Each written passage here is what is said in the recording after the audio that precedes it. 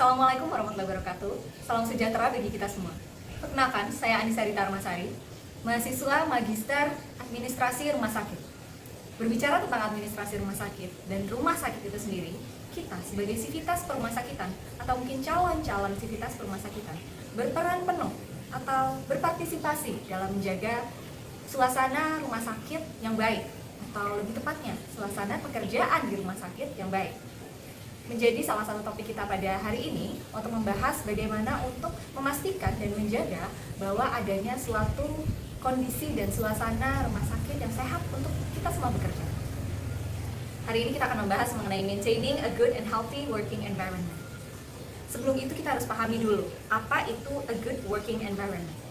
Didefinisikan bahwa a good healthy environment atau a good working environment adalah a space that promotes one's well-being, productivity, and growth. Yang mana artinya, jadi suatu lingkungan kerja yang sehat seharusnya bisa mendorong pekerjanya atau sivitas yang ada di dalamnya untuk bisa menjadi lebih produktif, untuk bisa menjadi sejahtera, dan untuk bisa lebih menjadi maju atau berkembang atau bertumbuh, baik dari mindsetnya atau mungkin secara materialnya bahkan, atau mungkin skillnya. Nah, mengapa menjadi penting untuk kita sebagai sivitas perumahsakitan menjaga satu sama lain agar lingkungan yang kita miliki di rumah sakit itu bisa sehat dan bagus dan baik? Ya, pertama, karena kita setiap harinya bertemu dengan pasien, atau bahkan mungkin untuk sivitas perumahsakitan yang bekerja di bagian manajemen juga mungkin beberapa kali harus berhadapan dengan pasien secara langsung apabila terjadi hal-hal yang tidak diinginkan seperti pada saat kita handling komplain. Jadi mengapa menjadi penting untuk menjaga lingkungan kerja yang baik dan sehat adalah yang pertama adalah increases productivity, atau dengan kita menjaga lingkungan kerja yang baik di rumah sakit terutama, kita akan meningkatkan produktivitas kita. Dan kedua adalah improves moral. Improves moral yang dimaksudkan di sini adalah bagaimana kita tidak hanya sebagai rekan kerja saja, namun kita juga memanusiakan manusia. Jadi kita bisa menghargai satu sama lain, kita bisa meningkatkan moral value kita dengan menghargai satu sama lain itu sendiri. Yang ketiga adalah encouraging growth, yaitu kita mendorong terjadinya perkembangan atau pertumbuhan itu sendiri, sehingga para sivitas perumahsakitan pun tidak akan stagnan. Kemudian promotes collaboration. Kita tahu bahwa bekerja di suatu rumah sakit tidak ada yang namanya bekerja sendiri, namun kita berkolaborasi. Jadi interprofessional working space antara dokter, antara perawat, antara ahli gizi, kita berkolaborasi satu sama lain. Dengan kita memastikan dan menjaga bahwa lingkungan rumah sakit yang kita miliki dan tempat yang kita kerja ini nyaman, sehat, dan baik untuk bekerja, kita juga bisa promote collaboration itu sendiri atau meningkatkan dari tingkat kolaborasi kita. Selanjutnya ada beberapa karakteristik bagaimana healthy working environment itu sendiri. Yang pertama adalah productive atmosphere. Jadi lingkungan yang kita miliki itu memiliki atmosfer yang baik, memiliki atmosfer yang produktif. Yang kedua adalah open and honest communication. Jadi tidak ada yang ditutup-tutupi, tidak ada yang dikurangi atau dilebih-lebihi, atau bahkan tidak ada yang saling istilahnya membicarakan di belakang atau membuat suasana komunikasi interpersonal menjadi tidak baik. Yang ketiga ada compassionate team members. Jadi kita tahu bahwa bekerja di rumah sakit itu tidak bekerja sendirian dan kita memiliki tim, dan di dalam tim tersebut masing-masing anggota timnya atau anggota member timnya memiliki passion di dalam apa yang mereka kerjakan. Yang keempat adalah positive reinforcement. Jadi tentunya kita tidak bisa semangat setiap hari ya. Dengan adanya positive reinforcement dari rekan-rekan kerja kita, kita bisa mendapatkan energi yang lebih atau mungkin semangat baru untuk melanjutkan pekerjaan atau menambah passion yang kita punya. Yang kelima adalah growth opportunities. Growth opportunities berarti kita memiliki kesempatan untuk bertumbuh. Jadi kita tidak hanya stagnan di tempat saja, namun ada badan-badan yang memang bertanggung jawab untuk memastikan bahwa satu sivitas perumahsakitan tidak hanya berhenti di situ saja skillnya, namun bisa tetap dikembangkan, mungkin dengan divisi litbang atau penelitian dan pengembangan itu sendiri.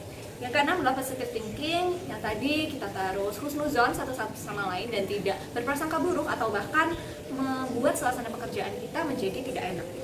Yang ketujuh adalah good work-life balance. Nah, good work-life balance ini mungkin sedikit sulit untuk diimplementasikan di rumah sakit ya, namun bukan suatu hal yang mustahil. Karena apa? Karena kita bekerja sesuai jam waktunya, sesuai jam kerjanya. Apabila yang bekerja di manajemen, kita memiliki jam kerja mungkin pukul 7 hingga pukul 5 atau pukul 4. Kemudian untuk yang bekerja shift-shiftan, di situ dibagi menjadi 3 shift sehingga tidak ada yang berlarut-larut dan bahkan mungkin bekerja overworking seperti itu. Selanjutnya adalah factors involved. Jadi faktor-faktor apa yang bisa mempengaruhi dari a good working healthy environment itu sendiri. Ada 5. Di sini adalah mental health, communication, tolerance, objective point of view, dan juga equality dan equity. Nah, masing-masing ini berperan penting bagaimana nantinya kita bisa menjaga a good healthy environment, terutama pada rumah sakit itu sendiri. Pada mental health tentunya yang namanya kesehatan mental pasti wajib dijaga oleh setiap orang, tidak hanya sivitas rumah sakitan saja, dan terkadang memang saat kita sedang banyak pikiran, kita bisa saja membuat lingkungan pekerjaan kita menjadi tidak enak ataupun sebaliknya. Yang kedua adalah communication, yang tadi juga sudah sempat dibahas, pentingnya komunikasi antar rekan kerja, interpersonal, dan tentunya komunikasi antar perawat, dokter, ke pasien juga sangat mempengaruhi bagaimana lingkungan kerja kita di rumah sakit. Yang ketiga, tolerance, bagaimana kita bisa berkompromi, bisa bertoleransi satu sama lain. Misalkan ada yang membutuhkan bantuan, kita bersedia untuk mengulurkan tangan untuk membantu rekan kerja kita tersebut. Objective point of view. Objective point of view ini mencegah kita untuk bersikap subjektif dalam menilai orang. Bagaimana itu bersikap subjektif dalam menilai orang? Jadi misalnya orang ini terkenal jutek atau orang ini terkenal dia memang tidak murah senyum. Namun secara objektif sebenarnya orang ini adalah orang yang baik, orang yang tekun, orang yang mau membantu orang lain.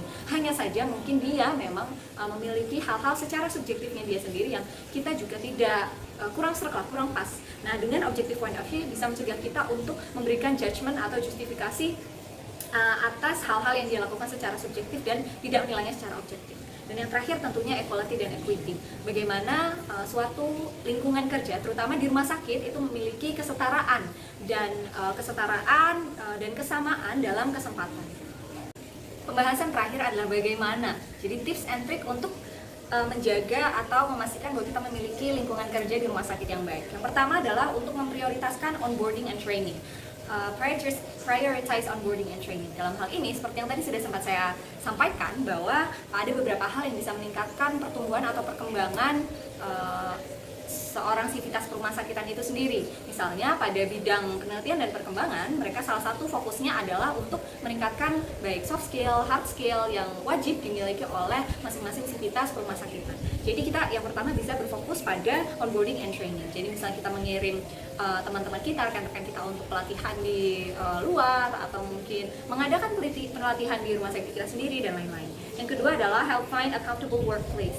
Jadi kita membantu untuk menemukan tempat atau suasana yang memang nyaman untuk bekerja. Jadi bagaimana nurse station mungkin itu bisa menjadi lebih bersih, lebih rapi, sehingga nyaman untuk para perawat itu bekerja. Yang ketiga adalah conduct regular check-ins. Regular check-ins yang dimaksud adalah kita mengevaluasi satu sama lain. Kita mengevaluasi kinerja selama kurun waktu mungkin seminggu, mungkin ada hariannya, mungkin ada per bulannya, atau mungkin ada tahunannya juga. Jadi ada yang namanya monef atau monitoring dan evaluasi untuk baik dari kinerja maupun in general, seperti hubungan interpersonal satu sama lain, maupun ada masalah-masalah termasuk juga handling komplain.